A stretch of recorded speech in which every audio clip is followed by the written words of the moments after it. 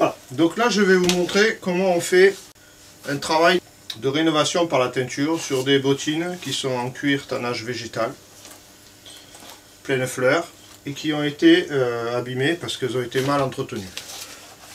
Donc là il va falloir carrément les reteindre et les cirer. Donc pour cela nous allons d'abord dans un premier temps utiliser le Renomat toujours pour décaper, nettoyer la chaussure. C'est pas la peine d'utiliser un décapant, hein. Le Renomat va suffire, ça va enlever les surcousses de cirage et ça va permettre de nettoyer les zones sales. Ensuite, dans un deuxième temps, nous allons utiliser la teinture française, donc de chez Saphir. Voilà comment elle est conditionnée, un petit flacon avec, ils vous fournissent une étoupe et un gant jetable.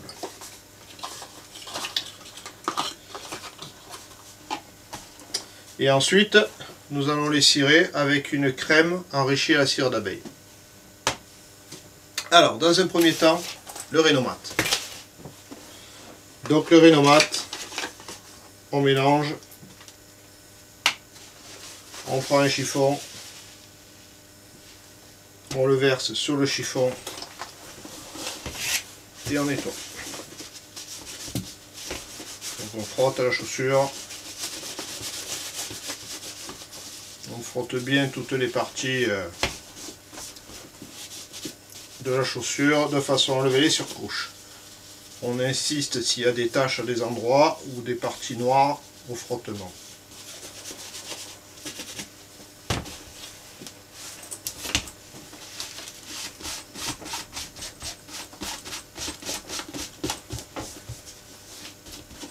Pas avoir peur d'en passer partout.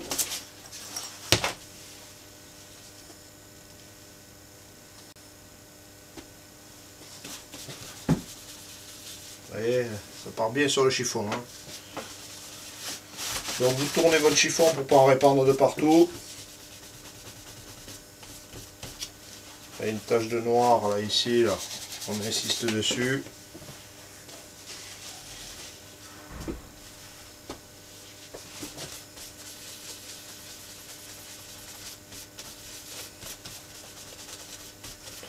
De façon à la faire disparaître. Pareil sur l'avant des chaussures. Ce sont des zones au frottement. On insiste bien.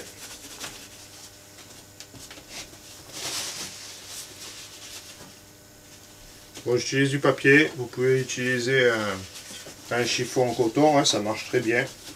Et surtout, dès qu'il est sale, hein, n'hésitez pas à le retourner pour ne pas répandre la saleté.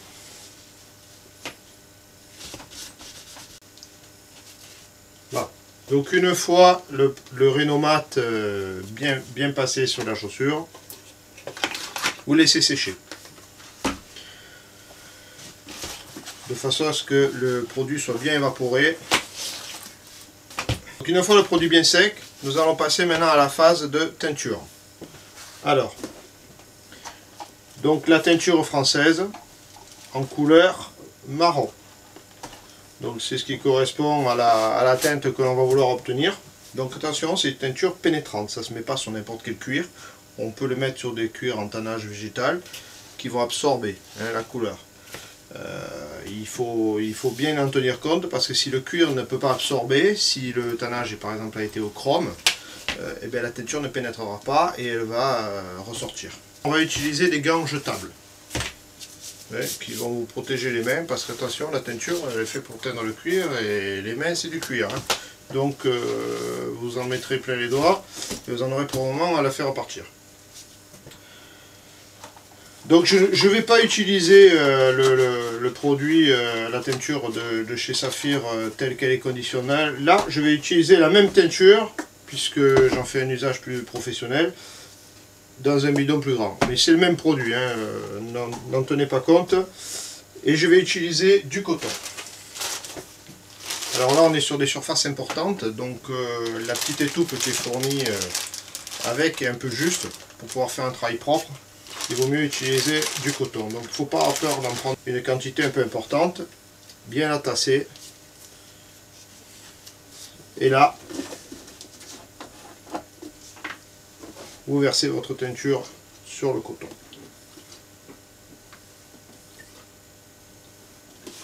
Voilà. Vous laissez un peu imprégner. Et là, vous mettez votre main à l'intérieur de la partie où vous voulez teindre. On va commencer par la partie. On va commencer par le talon de la chaussure. Et là, mouvement de rotation. Attention, on ne s'arrête pas sur des zones. On est tout le temps en mouvement. Parce que si vous restez arrêté sur la zone, le cuir va boire plus et la couleur va être différente. Toujours en rotation. Il faut avoir un appui à l'endroit où l'on teinte. Donc là, c'est mon bras qui sert d'appui.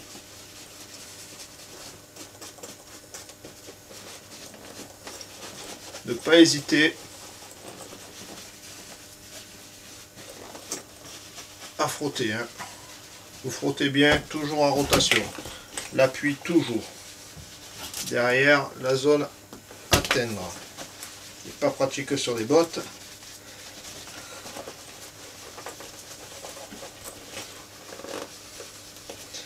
Donc la teinture, elle va foncer la chaussure, le cuir.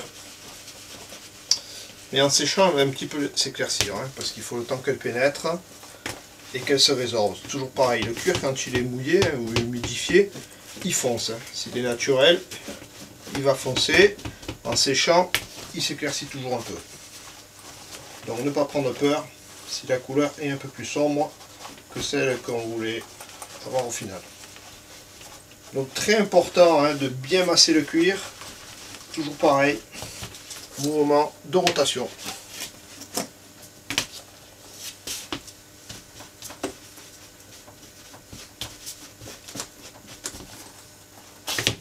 Voilà, donc je réimbibe mon coton de teinture après l'avoir bien tendu.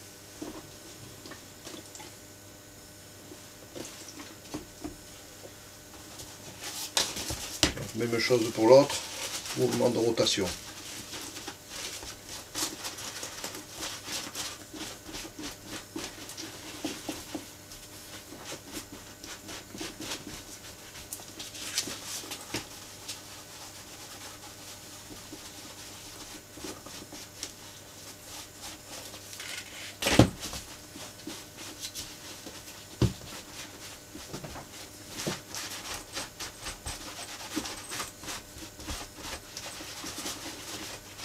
Là, je me sers de la table pour prendre appui. J'ai pas mis le bras à l'intérieur.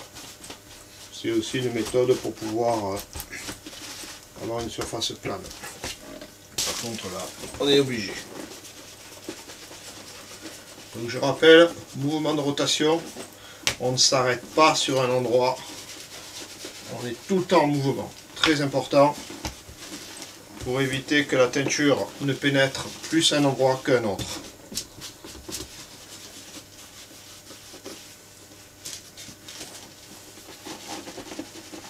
Dans les plis.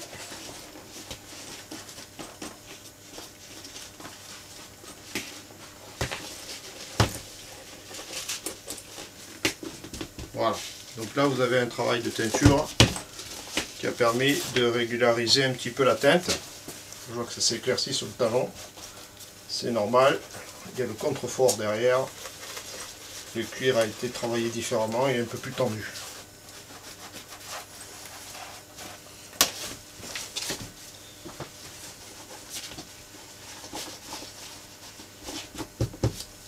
Voilà, donc une fois la teinture passée, vous laissez sécher. Toujours pareil, 1 heure ou 2. Donc une fois la teinture bien sèche, maintenant nous allons passer la crème. Alors là on va utiliser du marron moyen, donc de chez Saphir.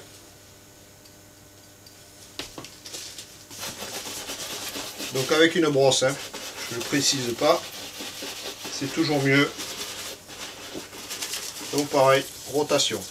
Et là vous voyez, ça uniformise un petit peu la teinte. Alors on pourrait prendre de l'incolore, hein, ça permettrait d'avoir de donner un résultat avec une patine un peu plus en relief. Mais là moi j'ai choisi d'avoir quelque chose un peu plus uniforme. Donc je préfère prendre du cirage dans la teinte. Ce qui donnera quand même une patine, parce qu'on est sur du tannage végétal. Et comme le cuir absorbe, il y aura quand même des reflets.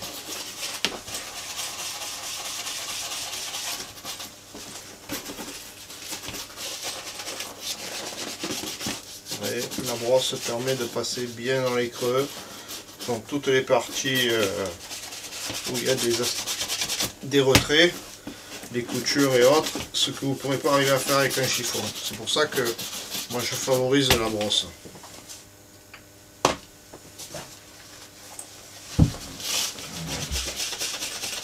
Mouvement de rotation, on en passe de partout.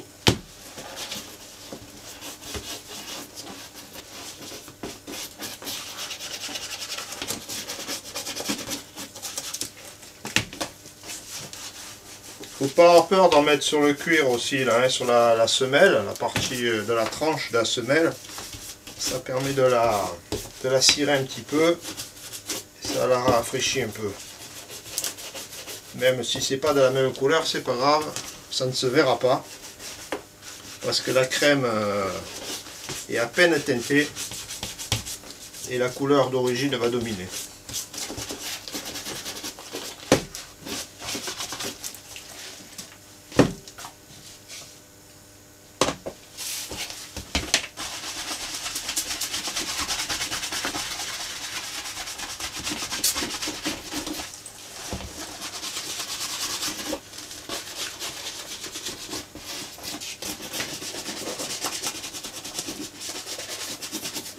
Donc une fois la crème passée, vous laissez sécher. Toujours pareil, au moins 1 heure ou 2. Voilà, donc une fois que c'est bien sec, une fois que le cirage a bien séché, brosse à lustrer, crème de cheval toujours, et vous lustrez. Alors toujours pareil, on n'écrase pas trop, on n'appuie pas trop sur la brosse. Et on fait un mouvement rapide sur toutes les parties du cuir. Regardez, comme la crème saphir est enrichie à la cire d'abeille, regardez un petit peu le lustrage que ça permet de faire.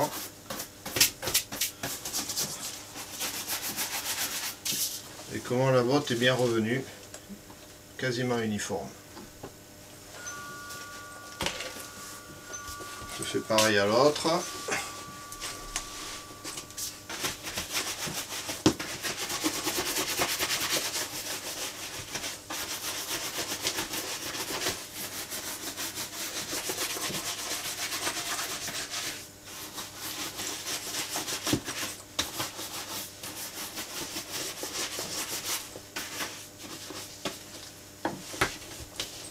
Voilà.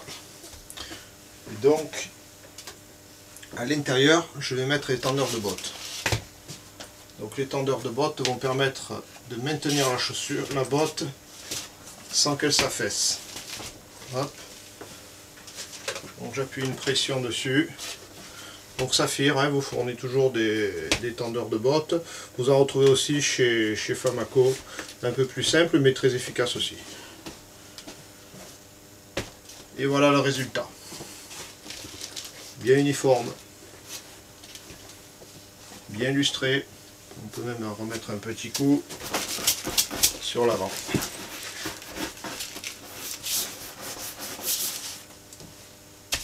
Voilà, donc les tendeurs de bottes vous permettent donc de stocker vos chaussures, enfin vos bottes plus précisément, tout en les laissant respirer, et ça évite qu'il y ait des plis qui se forment pour pas qu'elles s'affaissent.